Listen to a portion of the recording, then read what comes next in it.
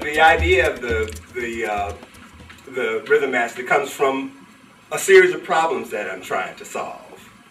And a part of those problems one of the problems that I'm trying to solve has to do with the relationship between African art and modern art. The challenge is to try to figure out a way to bridge the gap between what was considered the primitive and make that work truly modern. And one of the things that I'm using, one of the devices I'm using to try to make that work truly modern is to take African sculpture, which we normally see in pretty static and archaic positions in the museum, and make those figures into action figures. And then they will be used in a Japanese-style puppet performance called bunraku. And each one of them is based on a very specific sort of power figure in the African sculptural pantheon. In the Congo, there's a figure called an Nkizi figure, or they often call them nail fetishes. If you go to the museum, you see the figures that have a lot of nails and metal shards and stuff stuck in the body. This is based on those figures. This figure is called an executioner figure, but it's a Senufo figure. And what they use it in the adjudication of trials. It's almost like a divining rod. And so they use that, and the operator, who's technically supposed to be in a trance while they're doing it, so takes the arms like a diviner who's using the divining rods, and then they point them around, and if the thing stops and points at you, that means you're guilty. And then you're sentenced to death. This Ibeji figure in the Yoruba tradition would be the equivalent of like Thor, or something like the god of thunder. So all of the figures are based on these African sculptures, and then they get animated into action heroes.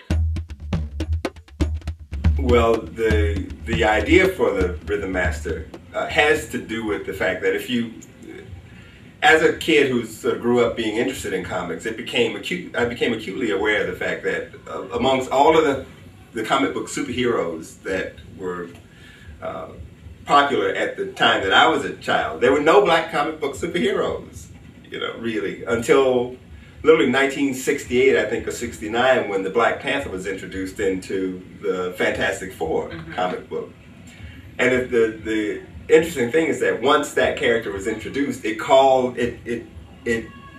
highlighted the fact that there were no other black superhero characters in comics, and so it made it an issue where it hadn't been an issue before, because it's like a lot of kids, you just assume that a superhero is a superhero, and the superheroes look the way they look because they're supposed to look like that, and so part of the Rythm Mastr project was to see if I can develop a set of characters that might be able to achieve the same kind of status as Batman or Superman, the X-Men, operated within a frame of reference that had some relevance to a lot of the struggles that black people in America, and then you could say around the world, have in terms of coming to terms with their identity and their relationship to dominant sort of culture.